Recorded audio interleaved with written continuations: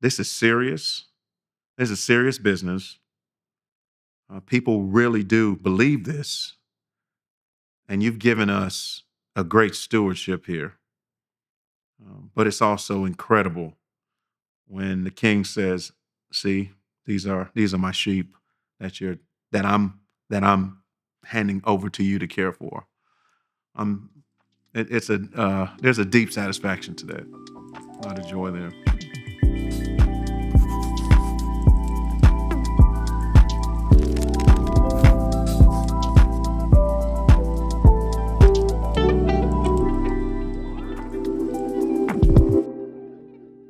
On difficult days of ministry, there's several things, right? It depends on whether I'm feeling down about the work that I'm doing, all right, or whether I feel like something failed. So when I feel like the work that I've sowed into it, the seeds I planted aren't bearing fruit, then I have to stand back and say, okay, your identity does not consist in the abundance of your possessions. Your identity does not consist in how well you are, how well this project went.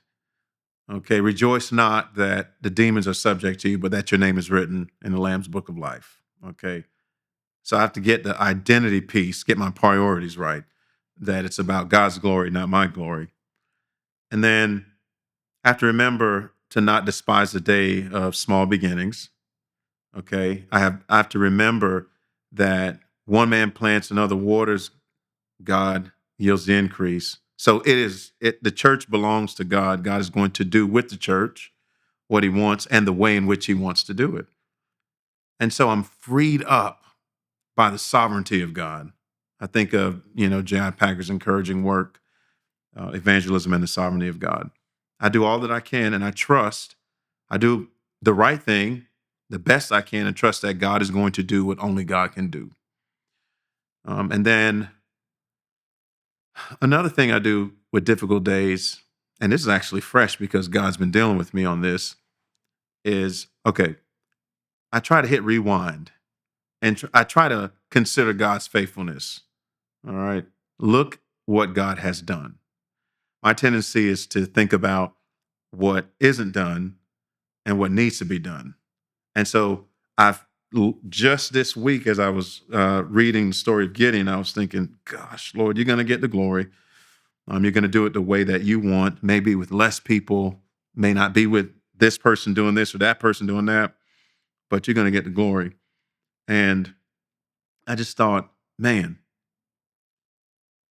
sometimes I have to remind myself that God has brought us a mighty long way. We have an anthem in our church, "We've come this far by faith." It's a famous gospel song. And I have to stop and sing that, and I have to think about it. And this week it hit me afresh that, Mike, you've been spending too much time thinking about where you're not. You need to just pause and reflect on how far God has actually brought you all. And he has brought us very far. There's a lot of joy in pastoral ministry. The first thing I would say is that it's a privilege. I know very often the first thing you hear out of people's mouths about the difficulty of the pastoral ministry is about pastoral ministry, excuse me, is how difficult it is. And that is true. Make no mistake about it. A friend of mine told me, because we planted a church, he said church planting is not for the faint of heart. He's also involved in ministry. But before we accepted the call to plant a church, I looked in the mirror and I said, "What are you doing?" The mirror did not answer back, thankfully. But then I got in the car and drove away 10 minutes down the road, and I said, "But Lord, this is amazing. We get the privilege of starting a kingdom outpost for you." So this is a privilege because God went to great lengths to secure eternity for his church. The Bible says that Jesus shed his blood for the church. And so it's a privilege to shepherd and care for God's people that he purchased with his own blood. It's a joy when God gives you these small glimpses of how meaningful your labor is. I think of Hebrews 6:10. God is not so unjust to overlook your love on behalf of the saints. Well, let's see, 9 Easters in now. A young man that I baptized when he was an infant, and his parents came up to me and said, Stephen wants to take a picture with you, Mike. His parents and I are close friends. So he's ready for his picture with Pastor Mike.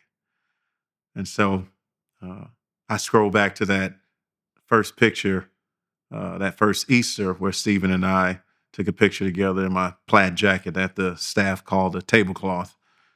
And I said, Stephen, you remember this? And he looked up and he smiled. I said, do you remember when I baptized you? He said, yes. I said, as an infant, if you remember when I baptized you, we all need to be scared right now. But there are sweet moments like that when Stephen, who is now 8, okay, comes up to me, 7 or 8, comes up to me and wants to continue the tradition of taking a picture with Pastor Mike, wants to talk about what it means to participate at the Lord's table with Pastor Mike. Uh, you can't. It sometimes it's difficult to explain how meaningful it is. It's almost just an intangible sort of quality to it. It's actually eternal, if you will. Yeah, I think that's it. It's eternal. When you see your children's ministry director stand up and cast vision, and we are talking about child safety, and she shares a story in front of 30, 40 people about safety and duty to warn. And she shares that I asked my oldest, who are the people you trust in the church? Who can you tell if something bad happens? And she goes down the list of people. And in the top 3 or top 4 are you and your wife, as she has tears running down her face. Those are just joys that you get along the way that you just hold with you for a long time. And you say, all right, God, this is serious. This is serious business.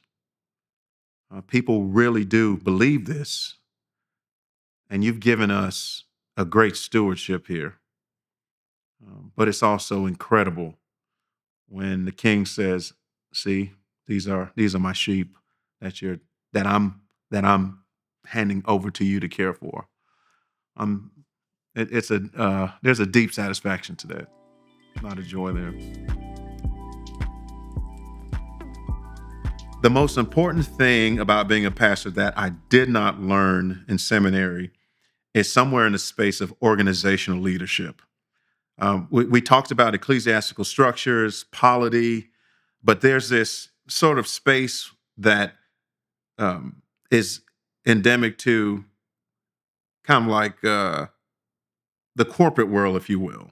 Not that the church is corporate America, but there's a corporate reality to it. There's an organizational reality.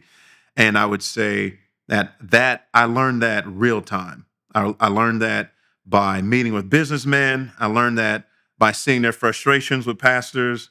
I learned that how upset they can get with how inefficient pastors can be, all those things. And so, probably in the administrative realm, I would say do not be afraid to find leaders in the business community because that's their life, business administration. All right. So you're going to learn what it means to be organized. You're going to learn what it means to follow up. You're going to learn what it means to communicate well with email, with organizational structures, with legal documentation, all these things. And you don't have to have a mastery of them, but you need to be at least familiar with these things enough to know that I've got to sharpen my sword or find someone who can do it and be able to interact. And then, depending on the polity of your church, we have a session, so it's like a mini board. And as a pastor, you're the moderator of that board. So what comes with that? There's not only hard skills that you need to learn, but there are also soft skills. There are certain political realities. Aristotle said humans are political animals, and politics sounds bad, but we're always negotiating interests, as Bob Burns would say. There's always interaction going on. You're trying to communicate something. People are trying to communicate something to you. How do you work together? How do you build consensus? How do you move people along? How do you make a decision, make the right decision, even when you have multiple voices speaking into something that might agree with each other, but with whom you disagree?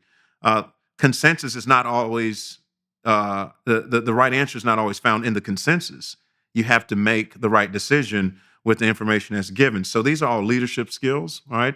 Strategic plans, all right? Where I remember when I met with this city official, he was a believer and well respected in the community. He said, "Where are you taking the church?" I said, "To glory, hopefully." And he was like, "Ha ha." And I he said, "No, but where are you taking the church?" And I realized, okay, he's asking me a different question. He wants to know what's my plan. All right. He wants to know, have I sat down and thought about, finances? Have I sat down and thought about growth? Have I thought about hiring practices? Have I thought about all those things that are necessary for the organization to thrive?